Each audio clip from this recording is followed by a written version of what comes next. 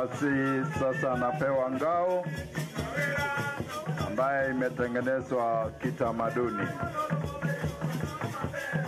Nashika katika mkono wake wa kushoto. Anapewa mkuki ambayo Wajaluo walikuwa wakitumia kama silaha ya kulinda boma, na vile vile silaha ambaye kama adui amekuvamia unaweza tumia kukabidhi adui wako. Basi kijana sasa ameamuka, ameshika ngao kwa mkono wake wa kushoto na mkuki kwa mkono wa kulia.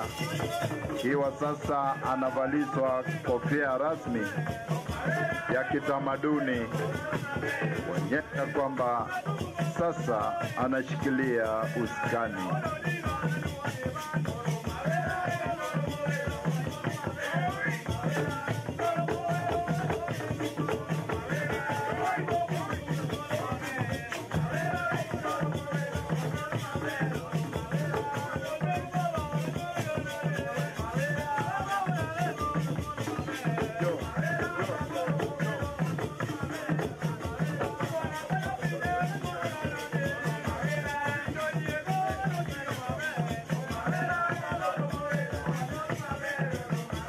Basi sasa kijana ameamuka, ikiwa tunaimba wimbo wa kitamaduni, akicheza kuonyesha kwamba ako barubaru.